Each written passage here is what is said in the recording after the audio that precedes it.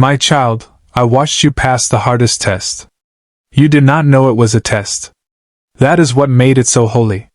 You went through days that felt endless. Nights that pressed down on you so heavily you could barely lift your head. Seasons where the silence around you was so thick you wondered if I had simply stopped listening. You kept going anyway. You did not have to. You could have closed your heart, turned away from me, decided that faith had failed you, but you did not. And I saw every moment of that choice. I saw what it cost you to stay. I want you to understand something clearly. The silence you walked through was not abandonment. It was not punishment. It was not proof that I had forgotten your name. It was proof that I trusted you. When a refiner places gold into the fire, he does not stand across the room. He watches closely, leaning in, waiting for the exact moment the impurities rise to the surface. That is what I was doing. I was not far from you in that fire. I was right there watching, tending, making sure the flame did its perfect work without consuming one piece of who you truly are. You thought I was silent. I was not silent. Heaven was at work behind every closed door, every unanswered prayer. Every morning you woke up and had to choose faith all over again. I was arranging what you could not see. I was moving people and moments into position with a precision you could not have planned if you tried. And all of it was for you because of you. Because your name matters in heaven as much today as it ever has. There were moments when you nearly surrendered. I know them all. I know the exact night you lay awake and whispered, "Maybe this is not meant for me." I know the mornings when hope felt like something that belonged to someone else, someone with an easier story, someone whose prayers seemed to work faster. You looked around and saw others moving forward, doors opening for them, prayers answered for them, and you stood still.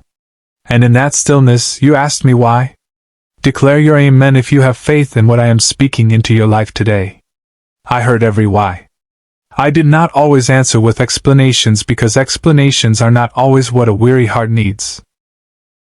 Sometimes what a weary heart needs is simply to know that I am still present, that I still know your name, that I have not moved on and left you behind. So I whispered, "Hold on." I spoke it into your spirit even when your ears could not catch it. I kept that thread of hope from breaking even on the nights you were certain it was gone. That was me, my child. That was my hand, quiet and steady, holding you together when you were certain you were falling apart. You were not falling apart. You were being made. There is a difference that is hard to see from the inside of the process, but it is a difference I have seen in you from the very beginning. I knew the shape of the faith that would grow in you. I knew the kind of strength that only comes from being pressed. And I knew that you were someone who could carry it, not because your shoulders were the broadest, but because your heart was willing. Willingness is what I have always looked for. Not perfection, not performance, not the ability to get everything right, just a heart that says, "Lord, I do not understand, but I am still here." You gave me that. Over and over and over again, you gave me that. Every morning, you got up and chose one more day of trust. Every night you closed your eyes and said, "I do not know what tomorrow holds, but you do." Every prayer that rose from your lips, even the broken ones, even the ones that came out more like groaning than words, every single one of them reached me. Not one of them scattered on the wind. They rose before my throne and every one of them has been answered, is being answered, or is about to be answered in a way that will take your breath away. My beloved, heaven was watching every step. The angels who now carry your breakthrough watched you through that long season. They watched as you chose kindness when bitterness would have been easier. They watched as you forgave people who never asked for it. They watched as you kept loving when love was costing you more than you had to give. And heaven was not quiet in those moments. There was joy in my courts every time you stood back up. Every time you wiped your face and kept going. Every time you chose me over comfort. Me over pride. Me over the easier road that led away from purpose. The world saw your struggle. Heaven saw your worship. There is a difference between those two things that I want you to hold in your heart. What the world called losing, heaven called advancing. What the world called silence, heaven called preparation. You were not falling behind. You were being built into something that had never existed before. A version of you refined by fire, shaped by trust, made ready for the season that is now arriving at your door. You passed, my child. The test is complete. The fire has finished its work. What remains after all that burning is something pure and strong and ready. And it is you, all of you, standing here closer to my promise than you have ever been before. I need you to receive these words not just as comfort but as confirmation. This message reaching you now is not random. It was set in motion long before this moment. Heaven itself scheduled this encounter. And all of what I have planned has been building toward the hour you are now entering. You did not arrive here by accident. You were drawn here by my spirit because what comes next belongs to you. The waiting is behind you. The reward of your faithfulness stands ahead. And I am the God who always keeps his word. I want to talk to you about the silence because the silence was real and I know it hurt. And I do not want you to carry a wound from it any longer. There were seasons when you cried out to me and heard nothing. No comfort settled over you. No clarity came. No door opened. Just stillness, vast and heavy. And you standing in the middle of it, wondering if you had done something wrong, wondering if I was disappointed in you, wondering if you had somehow slipped out of my reach. I need you to hear me say this plainly. You were never out of my reach. Not for a single breath. Not for one heartbeat. My reach does not depend on whether you can feel it. The silence was not evidence of my absence. It was evidence of my trust. When a teacher gives a student a test, the room goes quiet. The teacher does not sit beside the student and whisper answers because the point of the test is to discover what the student already carries within. My silence was not a withdrawal. It was a confidence. I was quiet because I already knew what was inside you. I had placed it there. I was simply waiting to watch it come forth. And it did come forth in ways that still move me when I think of them. You chose to trust me on mornings when trust felt like foolishness. You chose to pray on nights when prayer felt like shouting into an empty room. You held the thread of your faith even when it was thin enough to snap. That thread never broke, my child, not once. And it was not your grip that kept it whole. It was mine. Speak. I believe if these words are reaching your spirit right now, I know you looked at the wilderness you walked through and saw only loss. You saw things you loved removed. People who mattered to you gone. Plans you had built collapsed. Dreams you had carried deferred so long they began to fade. It looked like reduction. It felt like something was being taken from you. But I was not taking. I was making room. There is a difference between those two things. And I need you to understand it clearly. A gardener who loves his vine does not leave it to grow in any direction it chooses. He prunes it carefully, deliberately, not out of cruelty, but out of care. He removes what is consuming the vine's strength without bearing fruit. He clears what is tangled and misdirected so that what remains can go deeper, reach higher, and produce more than the unpruned vine ever could. That is what I was doing in your wilderness season. Every person I allowed to leave your life, every plan I allowed to come apart, every comfort I removed, it was pruning, not punishment. Pruning. Some of the people I allowed to step away from you were never meant to travel your whole road with you. They were appointed for a season. And when that season closed, I closed the chapter. Not because they were your enemies, but because where I am taking you requires a different kind of companion. Some of the plans that fell apart would have trapped you in a place I was calling you to leave. Some of the opportunities that closed looked like rejection, but were actually redirection. I was not narrowing your life. I was straightening the path in the wilderness. I was also doing something that could not be done in abundance. I was teaching you to hear my voice. Not the loud voice, not the voice that thunders over miracles and answered prayers, but the quiet voice, the whisper, the still small sound that carries more power than any storm. You would not have learned to hear it if I had kept filling your life with noise. The stripping away was also a tuning. Your spirit was being calibrated to my frequency. And now you can hear me in ways you never could before. My precious one. The wilderness you survived was a classroom. Every valley you walked through had a lesson written into it. You learned to walk by trust when your sight showed you nothing. You learned to love without guarantee of return.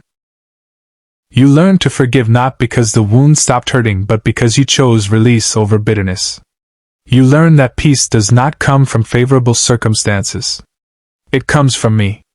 And that lesson, that deep and lasting lesson, is one that no abundance can teach. It can only be learned in the quiet, in the stripped-down place where I am all that remains. None of it was wasted. Not one day of it, not one tear, not one sleepless night, not one prayer that seemed to hit the ceiling and fall back down. I was receiving every word. I was recording every act of faith. I was noting every moment you chose me when choosing something else would have been so much easier. The wilderness season is not a gap in your story. It is one of the most important chapters because it is the chapter where you proved what you are made of. And what you are made of is something that heaven honors deeply. The season of stripping is over. What has been pruned is already giving way to new growth. You are stepping out of the wilderness and into the appointed place. The classroom has released you and you carry everything you learned. You are not going forward empty. You are going forward full of a faith that has been tested and held. Full of a strength that was forged rather than borrowed. Full of a peace that knows how to hold even when everything around it shakes. I am proud of you, my child. Not in the way the world uses that word, but in the way a father looks at his son who has walked a hard road and arrived on the other side of it. Still standing, still believing, still mine. That is what I see when I look at you now. Someone who came through the fire and did not lose what mattered most. Your faith is intact. Your love is alive. Your heart is open. And because of that, everything that is now being sent to you has somewhere to land. I saw the moments when obedience cost you everything. Not the easy obedience. Anyone can follow me when the path is clear and the road is comfortable. I am speaking of the other kind. The obedience that came with tears. No comfort settled over you. No clarity came. No door opened. Just stillness, vast and heavy.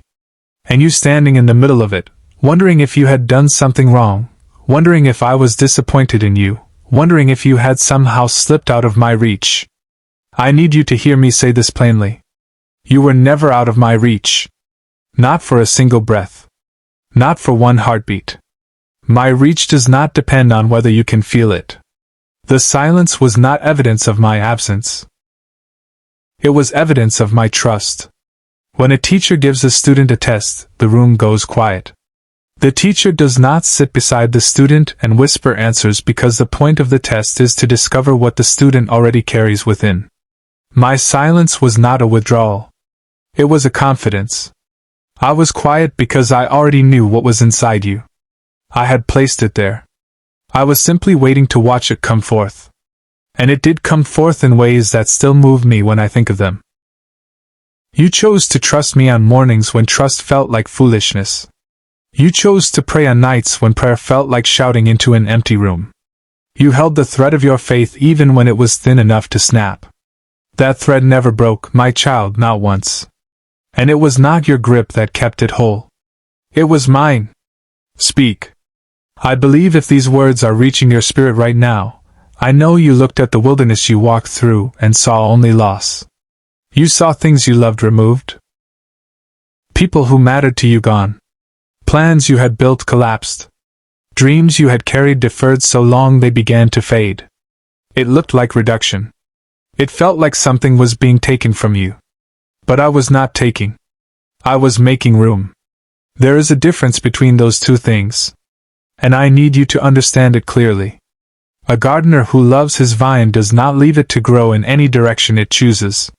He prunes it carefully, deliberately, not out of cruelty, but out of care. He removes what is consuming the vine's strength without bearing fruit. He clears what is tangled and misdirected so that what remains can go deeper, reach higher, and produce more than the unpruned vine ever could. That is what I was doing in your wilderness season. Every person I allowed to leave your life, every plan I allowed to come apart, every comfort I removed, it was pruning, not punishment. Pruning. Some of the people I allowed to step away from you were never meant to travel your whole road with you. They were appointed for a season. And when that season closed, I closed the chapter. Not because they were your enemies, but because where I am taking you requires a different kind of companion. Some of the plans that fell apart would have trapped you in a place I was calling you to leave. My child, every act of obedience you made in private has been recorded. Not one of them has been overlooked. You thought those moments were small, invisible, insignificant in the larger story. But the truth is that those hidden moments were the architecture of what is now being built in the open. What was faithful in private is about to be honored in public. What was surrendered in secret is about to return with increase. The seeds you sowed in quiet trust are now pushing toward the surface. And the harvest they carry is greater than what you planted. I know there were times when you obeyed me and it still hurt. Times you followed my direction and still lost something precious. You said, "Lord, I did what you asked and it still went wrong." I heard that cry. I sat with you in it. I did not dismiss it with quick answers. And now I want to tell you what was happening in those moments. When I allow obedience to feel costly, it is because I am testing not your capability but your surrender. I'm asking, will you trust me even when you cannot trace me? Will you follow even when the outcome makes no sense? And your answer time and again was yes. That yes has built something unshakable in you. That yes has proven that your faith is not contingent on favorable outcomes. It is rooted in who I am. That is the obedience that heaven honors. Not the obedience of a servant performing a task, but the obedience of a child who trusts their father completely. You have given me that, my beloved. And now, having proven the depth of your trust, I can safely release into your life what I have been preparing. The promise is not delayed any longer. The blessing that your obedience made room for is now on its way. What your faithfulness purchased in the unseen realm is about to become visible in your life. Hold steady. Keep your heart open. The reward is closer than it has ever been. Heaven measured your faithfulness not by how much you achieved, but by how fully you surrendered. And the record is clear. You surrendered in the places that cost the most. You trusted in the seasons that made the least sense. You loved when love required sacrifice. And now the measure of that faithfulness is being returned to you. Pressed down, shaken together, running over. The principle has always been true. What you release into my hands does not disappear. It multiplies. And the time for the multiplied return has come. I need to speak to you about the breaking because you felt it, and it was real. And I have never once pretended otherwise. There were moments in your life when it felt as though everything was shattering at once. The ground you had built your plans on gave way beneath you. People you had relied on were not there when you needed them most. The future you had imagined collapsed before your eyes, and you were left standing in the wreckage of what you thought your life was going to look like. In those moments, you asked me the hardest question a heart can ask. Why did you let this happen? I want to answer that now. Not with theology, not with distance, but with the truth of what I saw when I allowed those things to break. I allowed certain things to shatter because they were built on ground that could not hold the weight of what I have destined you to carry. I was not destroying your future. I was clearing the site. The builder who is putting down a permanent foundation does not work around the old, unstable structures. He removes them. He digs down deeper than anything that came before. The breaking you experienced was the sound of that excavation. I was going deeper than you knew. Preparing a foundation in your life that will hold what is coming without cracking under the weight of it. Say yes, Lord, if your heart is open to receiving what heaven is releasing today. You did not break, my child. You broke open. There is a difference. What breaks simply fails.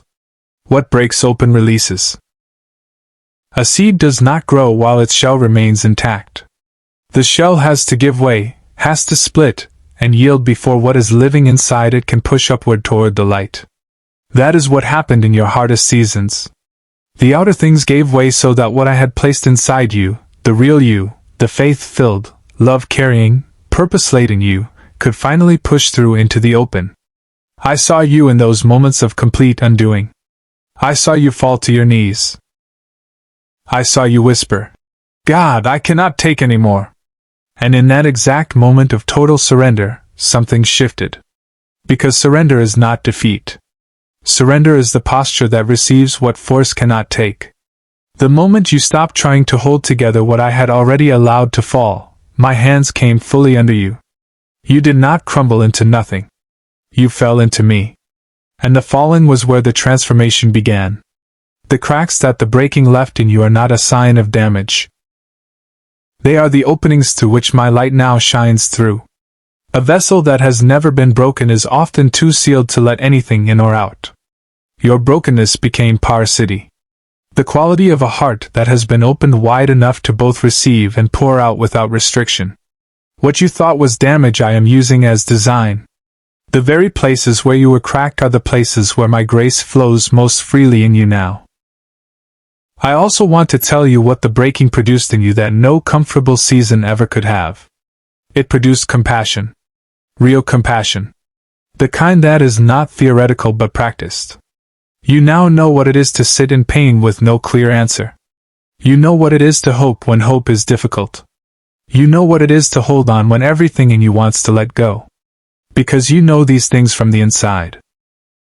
You can now sit with others who are in that same place and offer them something that no amount of learning can give. You can offer them the presence of someone who understands. That is one of the greatest gifts a human being can carry. And the breaking is